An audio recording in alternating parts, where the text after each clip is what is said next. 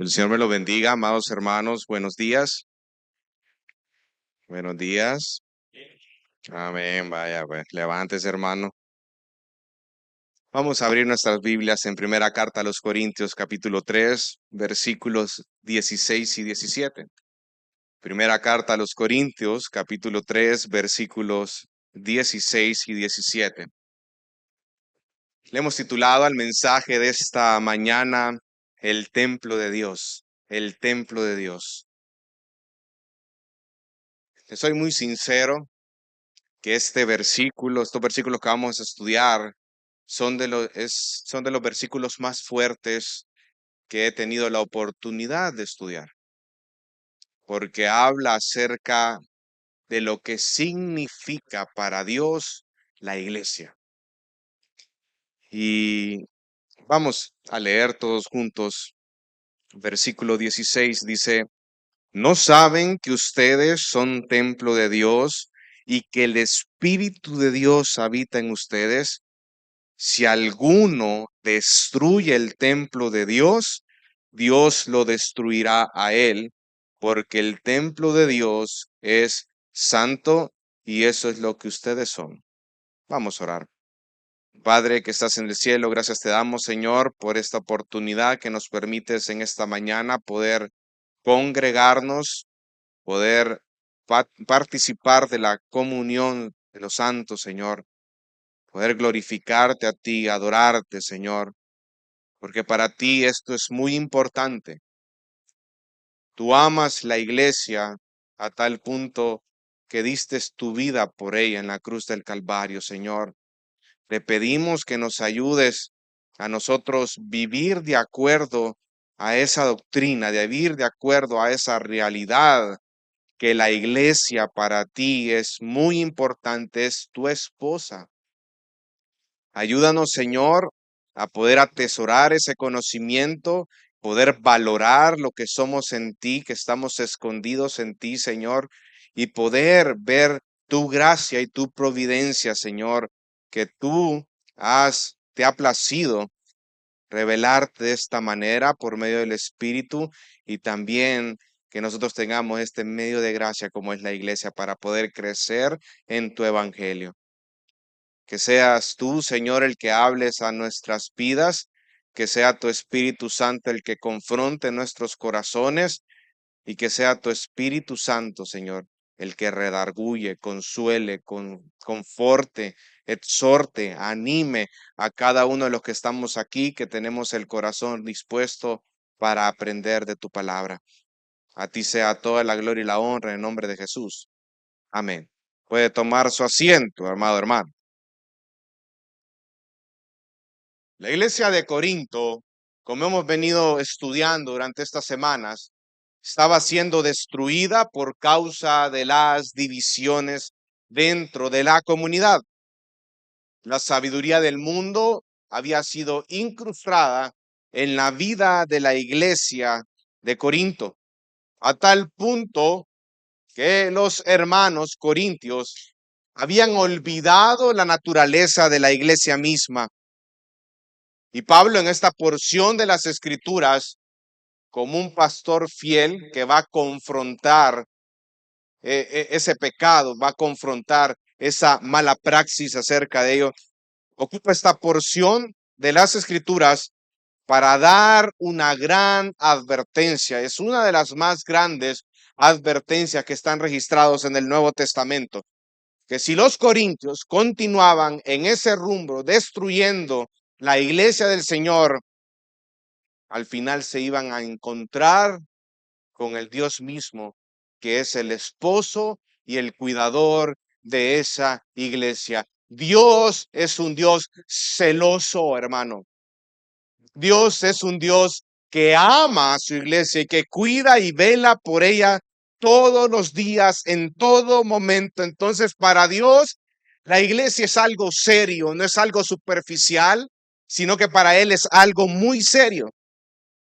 Y en esta oportunidad vamos a estudiar acerca de 3 implicaciones de que la iglesia sea el templo de Dios. Primero es el hecho de que la iglesia sea el templo de Dios implica que es la morada de Dios, el santuario. En segundo lugar, que Dios es el cuidador de su iglesia. Y en tercer lugar, que la iglesia refleja la santidad de Dios. Ahora, debemos de entender que desde el versículo 5 el apóstol Pablo está tratando de corregir esos hoyos o esas lagunas doctrinales que existían en los Corintios respecto al liderazgo de la iglesia. Él estaba diciéndoles que dejaran de enfocarse en los maestros humanos. Él está continuamente insistiéndole a la iglesia de Corinto, hermanos, ellos solo son instrumentos, ellos solo son maestros. Son siervos de Dios, pero el que hace la obra es Dios, el que da el crecimiento en una iglesia es Dios, el fundamento de una iglesia es Jesucristo. Entonces es algo reiterante que él está constantemente diciendo, no coloquen su mirada en los maestros humanos.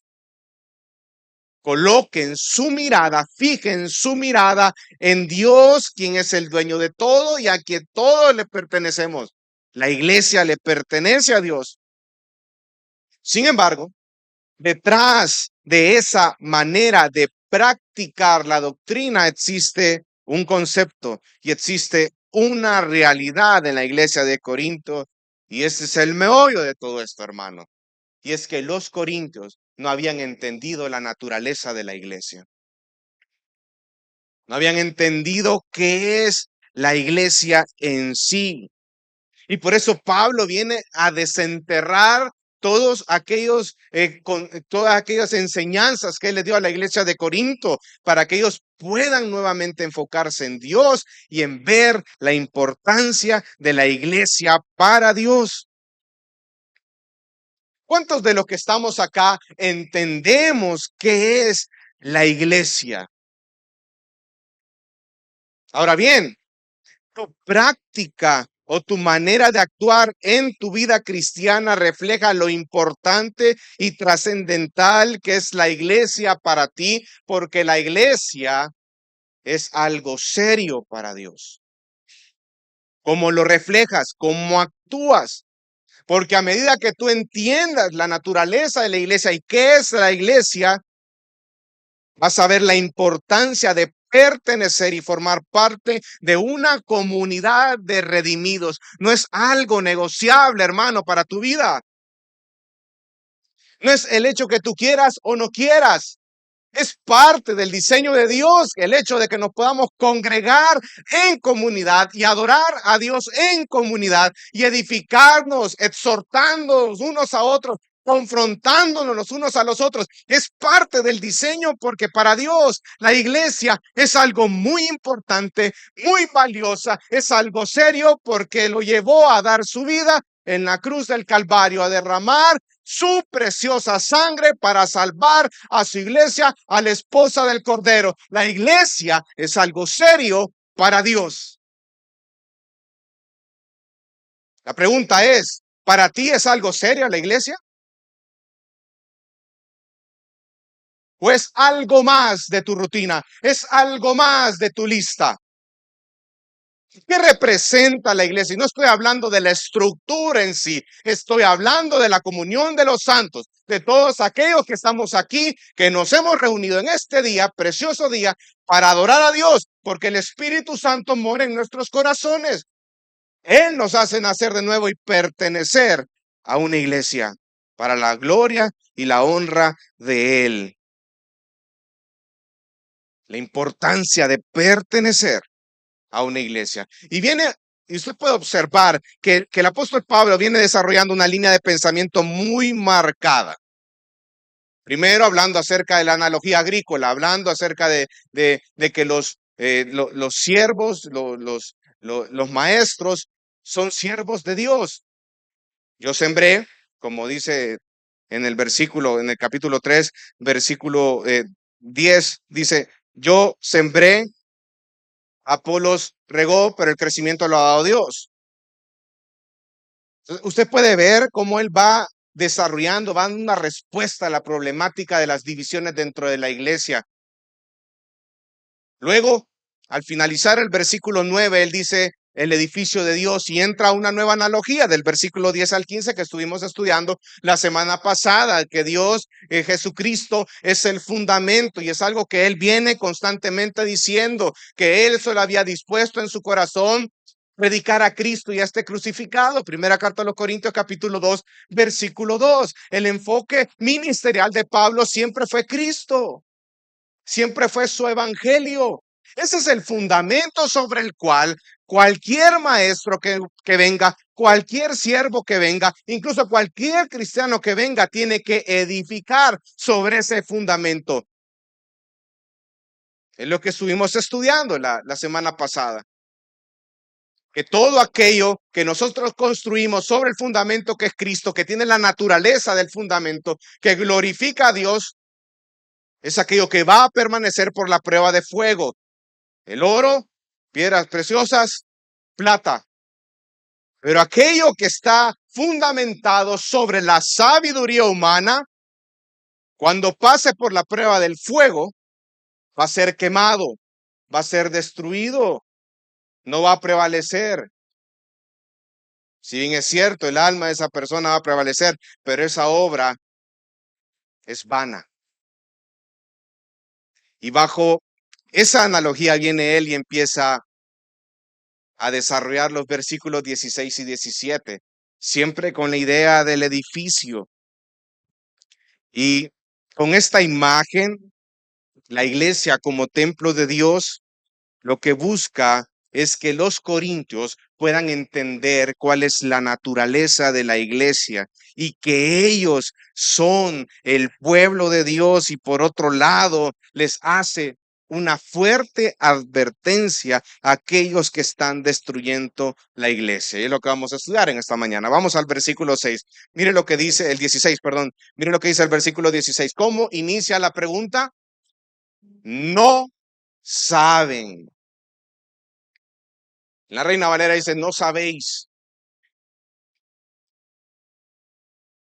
Desenterrando lo enseñado.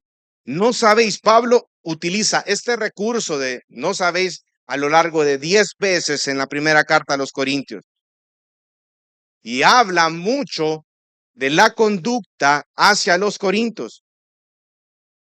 Sin perder esta carta, veamos cómo se dirige Pablo a los tesalonicenses. Vamos a primera carta a los tesalonicenses, capítulo 4.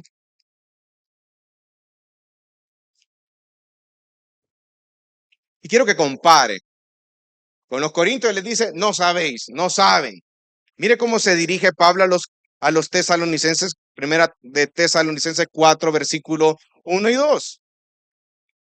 Dice, por lo demás, hermanos, les rogamos y les exhortamos en el Señor Jesús que tal como han recibido nosotros instrucciones acerca de la manera en que deben andar y agradar a Dios, como de hecho ya andan, así abunden en ello más y más.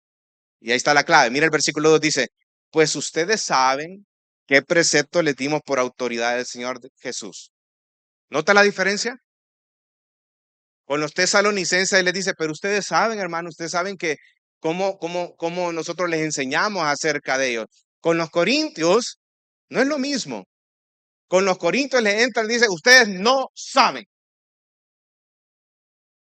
De entrada, patada al pecho. Y eso muestra la conducta de Pablo con los corintios. Y si lo comparamos, usted puede ver que hay un aspecto de ironía para recordarles que algo que se les había dicho anteriormente, ellos no lo estaban poniendo en práctica. De entrada les dicen, ustedes no saben. Esto es algo que ustedes ya deberían de saber. La naturaleza de la iglesia es algo que yo les enseñé, pero ustedes no lo saben. ¿Y cómo se refleja que ellos no saben acerca de la naturaleza de la iglesia? Por su conducta actual frente a la iglesia del Señor. Volvamos a la carta a los Corintios. Mire, capítulo 3 dice, no saben que ustedes son el templo de Dios. Él les está diciendo, ustedes no saben nada, porque ellos se habían colocado en una posición de estar por encima. Ellos anhelaban profundizar más, pero el evangelio lo habían descuidado. Hermanitos preciosos, ustedes no saben nada. ¿Y cómo sé que ustedes no saben nada? Por su conducta actual. Van tras maestros. La sabiduría humana ha llegado a incrustarse en la vida de la iglesia, a tal punto que ahorita hay muchas pugnas, hay muchos celos de parte, hay contiendas dentro de la iglesia del Señor, y la iglesia del Señor está siendo dividida. No saben. Es como aquel padre que cuando el hijo comete un error o comete una falta, ¿verdad? Le llama, venga para acá, fulanito de tal. Y el padre sabe de que él le había dado esa indicación a su hijo. Y viene y le dice a su hijo, ¿que acaso no sabías que no tenías que golpear de esta manera a esa persona, a tu hermanito, a tu hermanita? Y no es que no sepa el niño que no tenía que golpearlo. El niño lo sabía. El problema que él lo golpeó. El problema es que no siguió la indicación. Asimismo, el apóstol Pablo está diciéndole a ellos, ustedes no saben, estaban desenterrando lo enseñado anteriormente para enseñarles nuevamente esta gran verdad. La naturaleza de la iglesia, la importancia de la iglesia para Dios. Amados hermanos, practica lo que crees. Una de las cosas más difíciles en nuestra vida como cristianos es practicar lo que yo creo. Si la Biblia dice que debemos de amarnos los unos con los otros, todos tenemos ese conocimiento en la mente, ¿no es cierto? Todos sabemos eso. Y sabemos las implicaciones de si nos vamos a primera carta de Juan, capítulo 4, y decimos de que por qué podemos amar a los hermanos en Cristo, porque hemos sido nacidos de Dios. Y todo aquello que es nacido a Dios, conoce a Dios. Y ahí dice, Dios es amor. Y ahí habla acerca de la obra de Cristo Jesús en la cruz del Calvario. Entonces usted sabe y usted maneja ese conocimiento. ¿No es cierto? Sabe que usted puede amar a los otros. Lo conocemos. Ahora, practíquelo.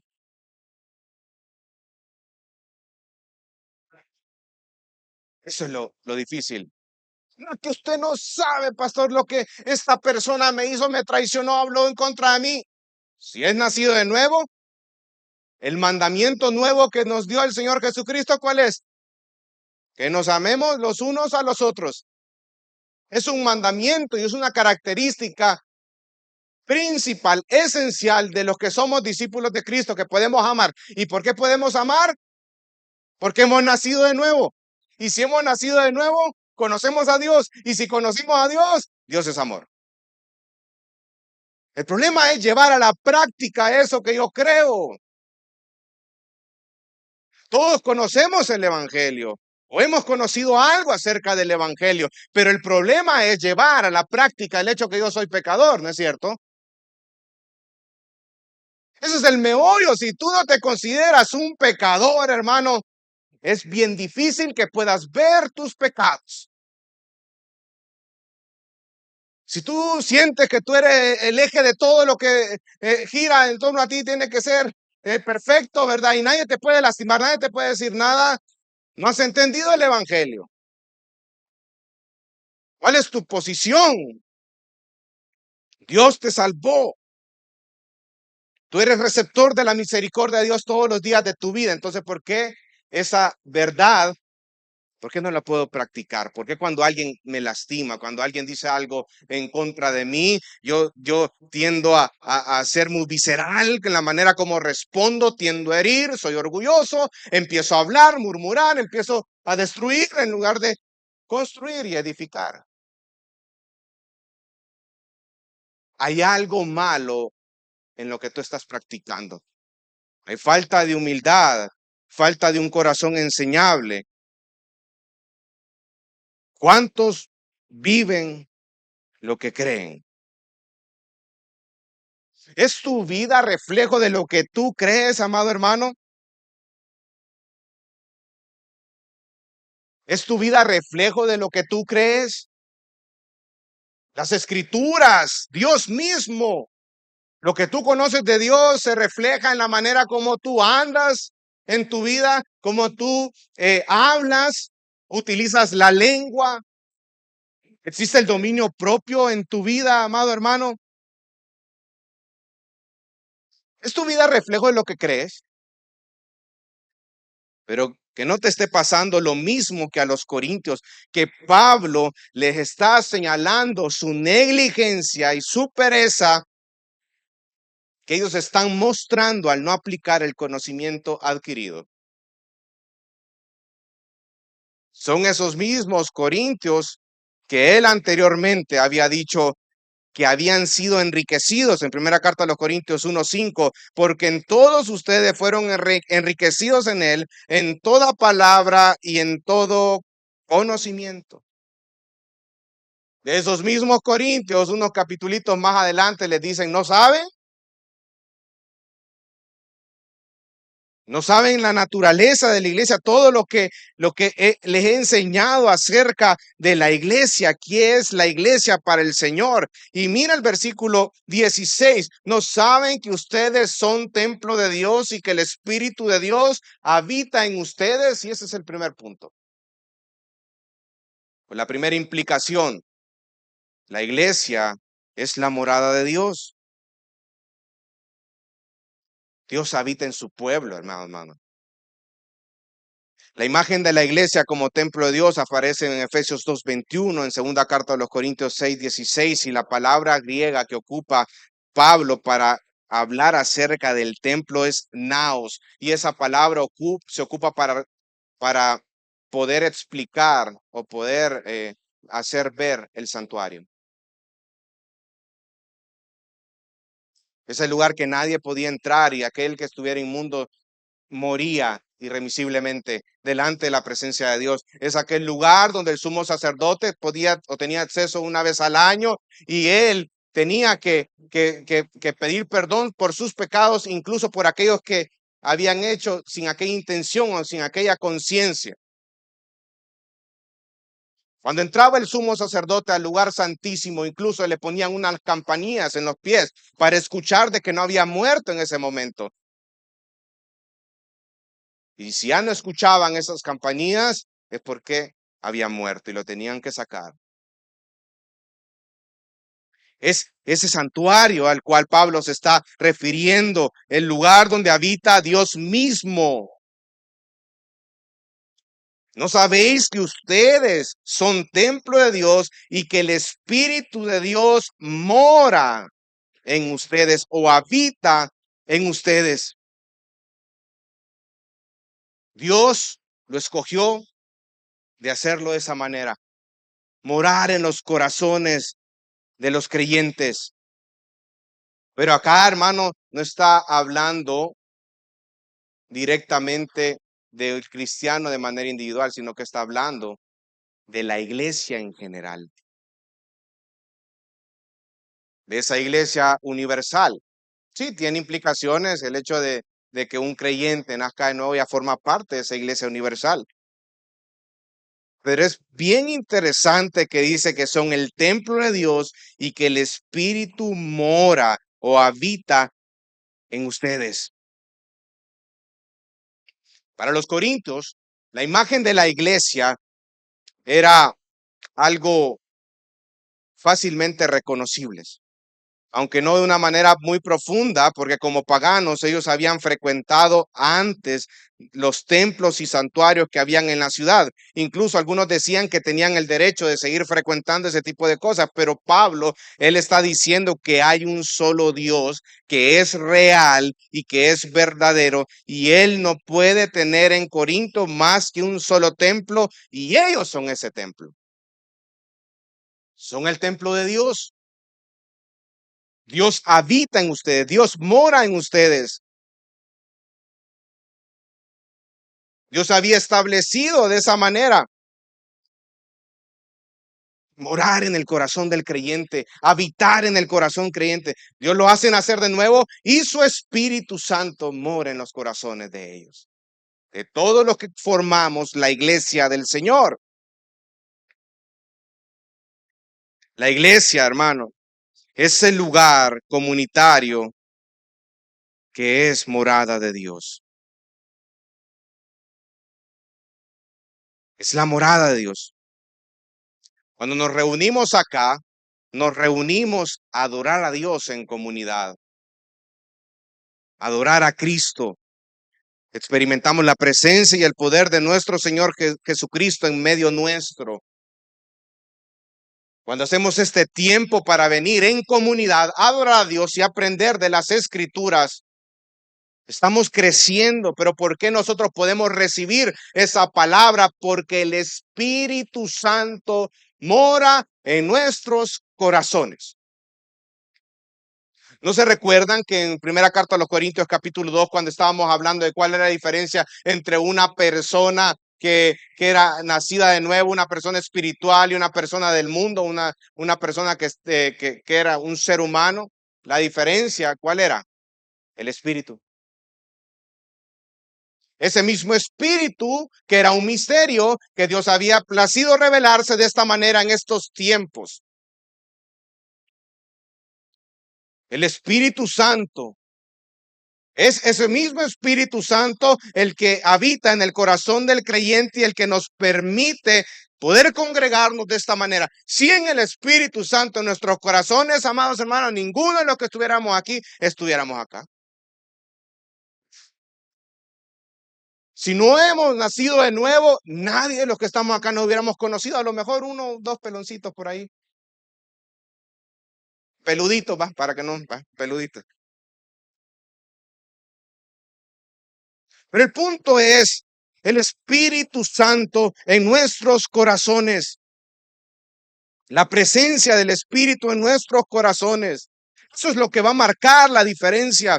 Amados hermanos, ¿cuánto anhela usted venir aquí a la casa del Señor, aquí a la iglesia del Señor?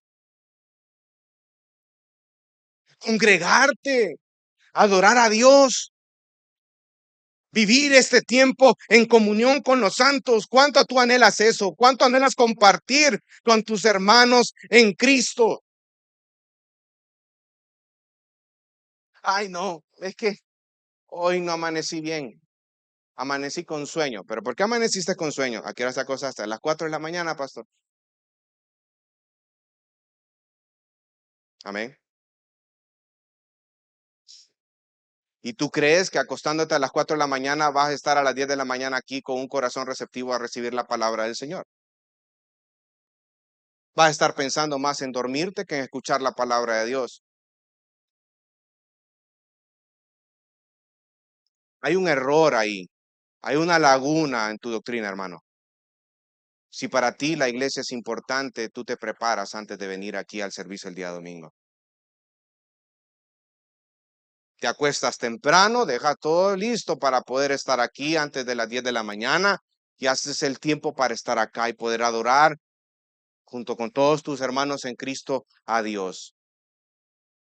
¿Cuánto anhelas estar acá? Orar con los hermanos. El día domingo pasado fue un día increíble, hermano. Desde las 8 de la mañana estuvimos aquí orando y adorando a nuestro Dios, ayunando, orando, intercediendo los unos con los otros. Muchos hermanos estuvieron acá y gloria a Dios por ello, porque pudimos participar de esa comunión. Pudimos orar a Dios en comunidad, orar a Dios en comunidad, leer la palabra de Dios en comunidad, aprender todos juntos.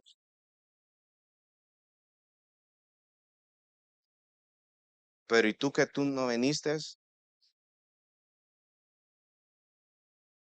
La pregunta es ¿por qué no estuviste aquí? ¿Te das cuenta? Hay algo ahí, porque tú practicas lo que crees. La iglesia, ese es el templo de Dios, es su santuario. y ellos debían de tratar de igual manera a la iglesia del Señor. En el Antiguo Testamento, todo aquello que era inmundo y que entraba en ese lugar santo, era el que llevaba eso inmundo, era destruido irremisiblemente, hermano. Dios ha cambiado. Ese Dios que se mostraba en el Antiguo Testamento como un Dios santo, apartado del mundo, único en su ser, ¿ha cambiado en el Nuevo Testamento? No, hermano. Dios es el mismo Dios, santo, santo, santo, que dice Isaías. ¿Qué dice en la carta de los Hebreos? Horrenda cosa es caer en manos del Dios vivo. Nuevo Testamento.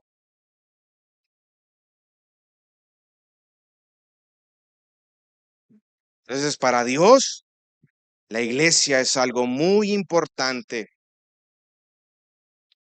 Es su morada. Dios habita en su pueblo.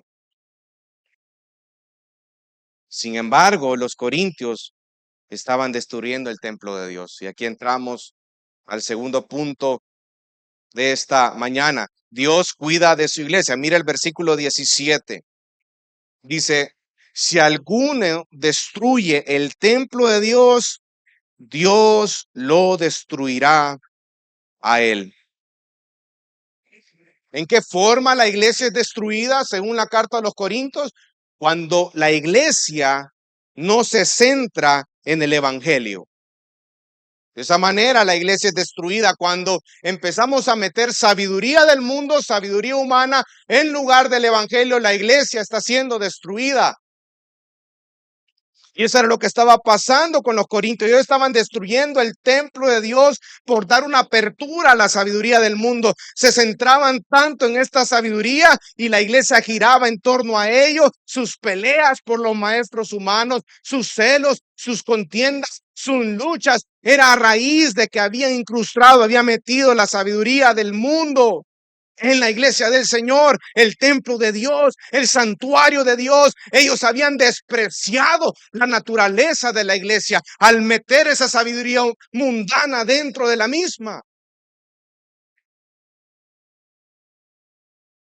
Por eso es que Pablo hace esta fuerte advertencia. Había una gran carnalidad, había una falta de madurez en el evangelio, en el cristianismo, pero sobre todo su falta de interés en el evangelio.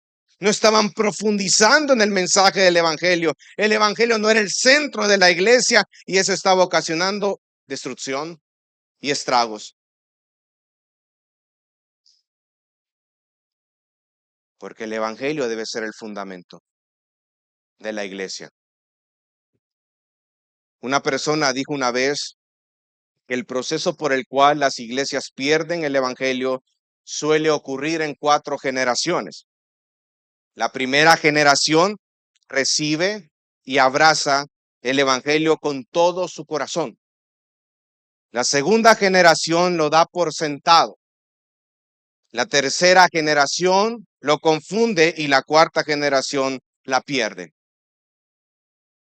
El problema está en la segunda generación, claro está. Dar por sentado el evangelio y no seguir enseñando el evangelio, no seguir proclamando las verdades del evangelio. Aquellos que presuponen que todos conocen el mensaje y saben cómo se aplica a la vida práctica, son aquellos que piensan que podemos dejar el evangelio para avanzar en doctrinas más profundas, como en el caso de los corintios.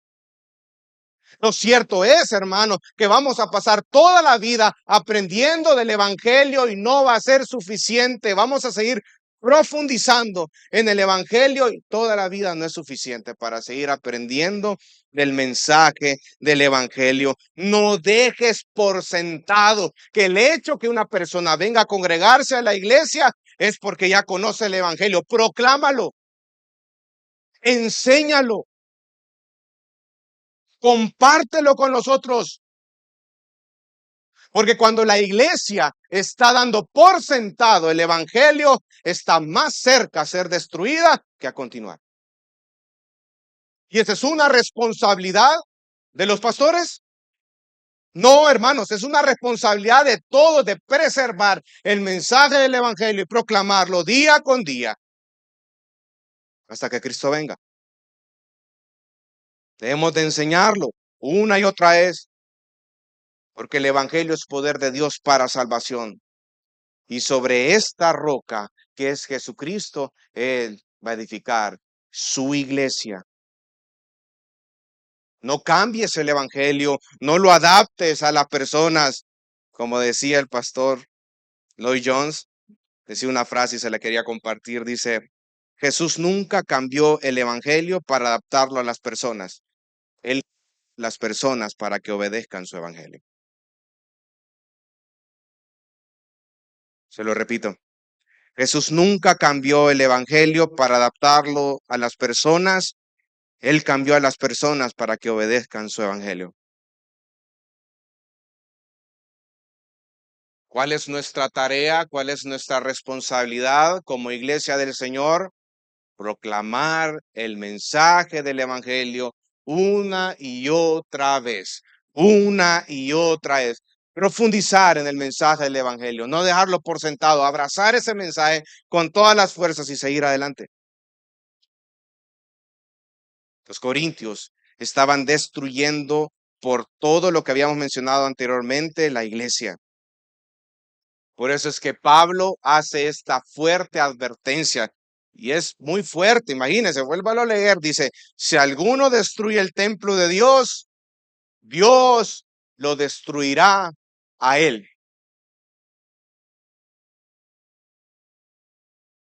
Qué fuerte ese mensaje, esa advertencia que está haciendo Pablo.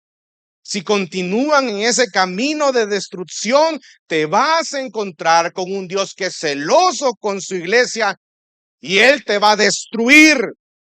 Dios te destruirá. Dios va a destruir a cualquiera que destruya su templo, su iglesia, su morada. ¿Dónde está el Espíritu Santo? Esa es una referencia a la ley del talión, pero también un temible juicio de Dios. ¿Puedes observar lo serio que es para Dios su iglesia? Todos aquellos que son responsables de destruir, y bajo la analogía del edificio, lo que querían dar a entender es desmantelar el edificio. Todos aquellos que son responsables de desmantelar o destruir la iglesia de Dios, Dios mismo los va a destruir.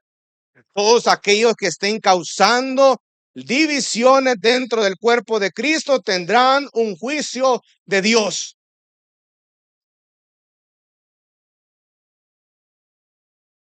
Tocar a la iglesia de Dios es tocar al mismo Dios. ¿Quién es el dueño de la iglesia? Dios mismo. ¿Quién es el Señor de la iglesia? Dios mismo. Él es el amo, Él es esposo y es celoso con su iglesia. Es como que, ¿cuántos son esposos aquí? ¿Amén? Se les nota, hermano, que son esposos. Por su felicidad, claro está, ¿verdad? Es como que tú estés observando que viene una persona y estás observando cómo esa persona está golpeando a tu esposa una y otra y otra y otra vez, y ves a tu esposa ensangrentada ahí con pérdida de conocimiento y esa persona sigue pegándole, pegándole, pegándole, y tú estás observando que están golpeando a tu esposa y estás viendo sufrir a tu esposa. ¿Cómo reaccionas tú?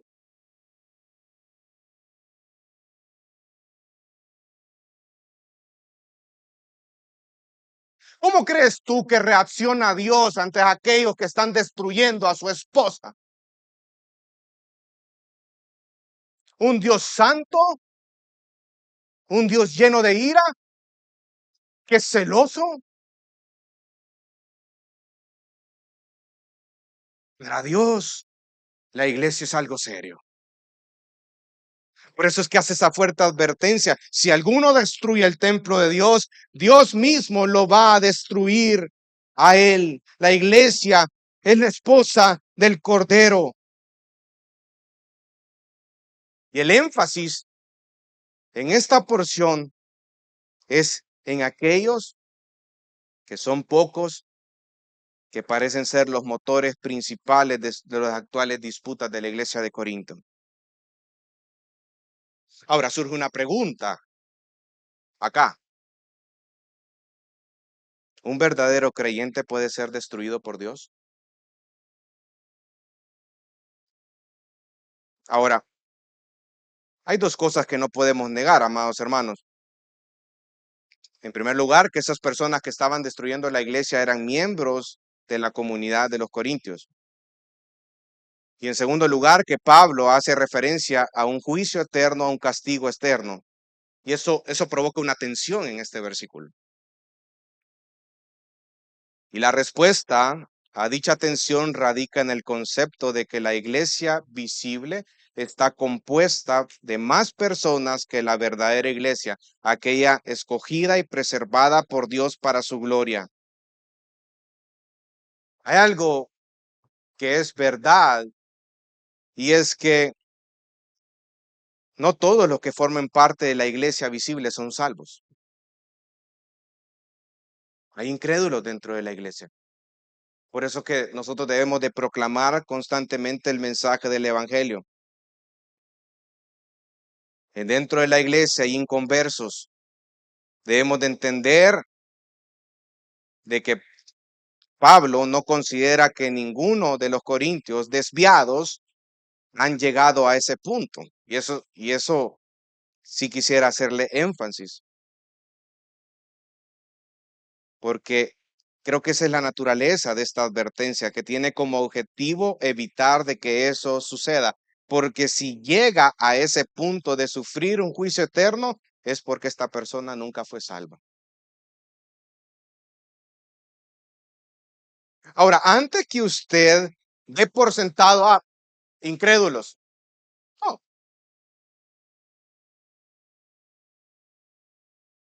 antes de decir, no, ese es para otros, ¿qué implicaciones trae esto para nuestras vidas? Usted puede pensar, esto no es para mí, alto ahí, cuidado. Recuerden que cuando perdemos de vista lo que la iglesia es, o sea, su naturaleza, es cuando dejamos de predicar el evangelio y permitimos que la sabiduría mundana nos dé la pauta a seguir y a cómo gobernar la iglesia de Cristo, y lo reflejamos en nuestras actitudes frente al cuerpo de Cristo: divisiones, celos, contiendas, raíces de amargura, etcétera. Los corintios estaban ahí, hermano. ¿Qué te hace pensar que nosotros no podríamos estar ahí? Pero antes de llegar a eso, recuerde esta advertencia que hace Pablo. Él no da por sentado de que ya están aquellos que están dividiendo. No, él le hace una fuerte advertencia. Si sigues en ese rumbo, te vas a encontrar con Dios. Porque para un verdadero creyente nacido de nuevo, para él, esa persona que ha nacido de nuevo y ha sido regenerado en el evangelio, la iglesia de Cristo es algo muy serio y es muy importante. Y en lugar de destruirla, va a buscar día con día amarla, unirla, no a costa de la verdad, porque la verdad es lo que nos mantiene unidos. El evangelio es lo que nos mantiene unidos.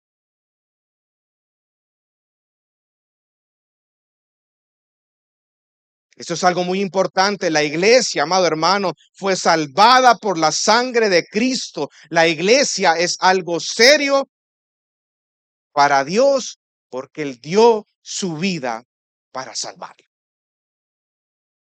Es la esposa del Cordero. Y nosotros como iglesia de Cristo debemos de vivir de acuerdo a ello y dejar de tomar de manera superficial este compromiso con la iglesia de Cristo. No seas negligente, hermano.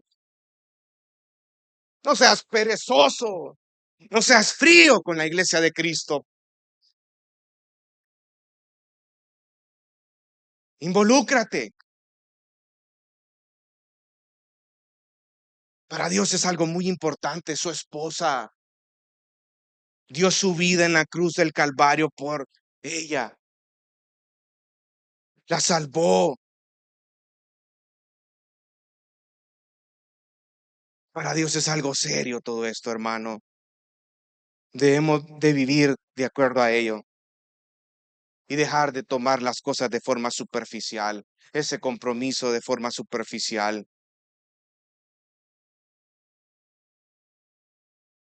Tercer punto de esta mañana. La iglesia refleja la santidad de Dios. Mira el versículo 17. Si alguno destruye el templo de Dios, Dios lo destruirá a él, porque el templo de Dios es santo y eso es lo que ustedes son. La razón de esa amenaza o de esa advertencia es porque el templo de Dios es santo. La iglesia es propiedad de Dios y está separada del mundo. Lo vuelvo a repetir, la iglesia es propiedad de Dios y está separada del mundo.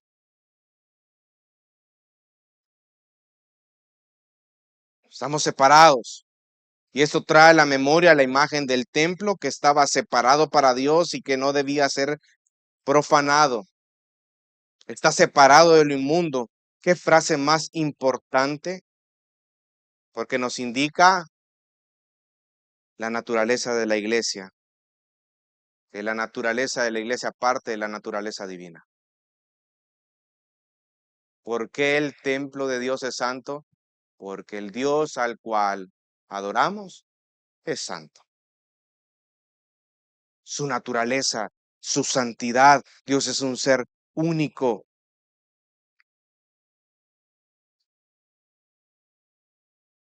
Debe ser apartado para sus propósitos y porque vosotros son su templo, eso implica que son santos también.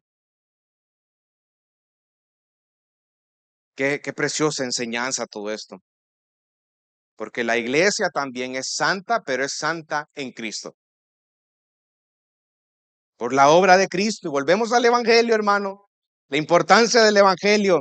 Esta amenaza es al mismo tiempo una invitación para que ellos actúen conforme a su llamado. A los que son por la gracia de Dios, santos de Dios. Amado hermano, y esta es una advertencia también para nosotros. Actúa conforme a lo que tú eres por la gracia del Señor. Tú eres un hijo de Dios, tú eres una hija de Dios. Actúa conforme a ello. Vive lo que crees. Practica lo que crees.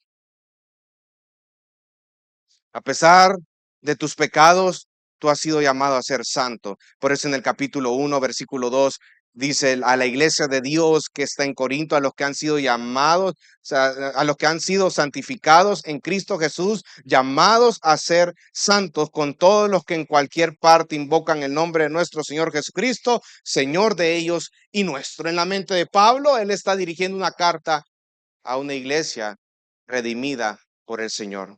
Problemática, sí, pero en la mente de Pablo ellos han sido redimidos.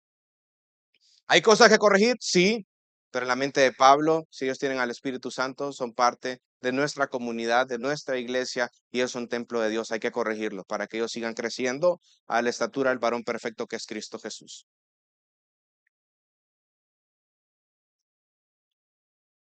Ahora, hemos sido llamados a la santidad.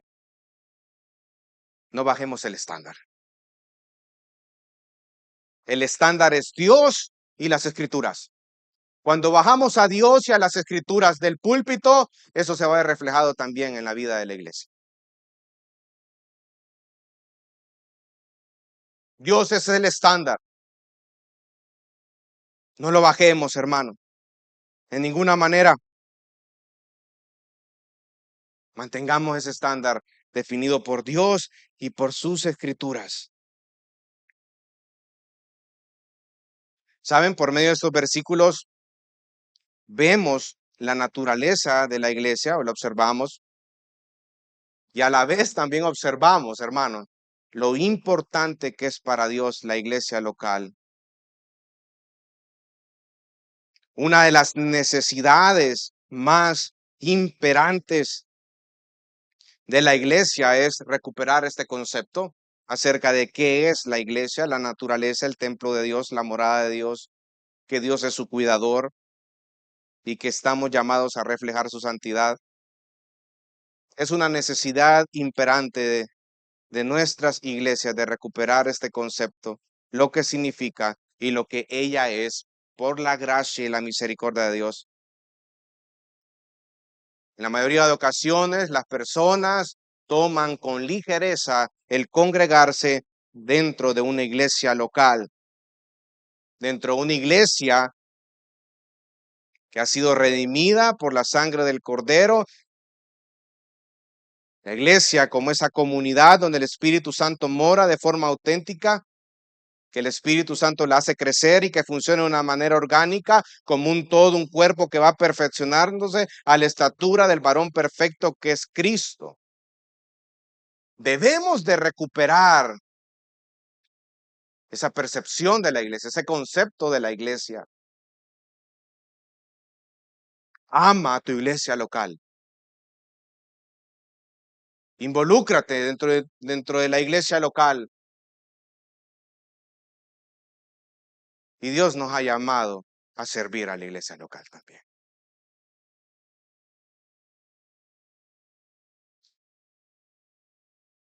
Como decía el pastor John MacArthur, póngale pies y manos a su gratitud.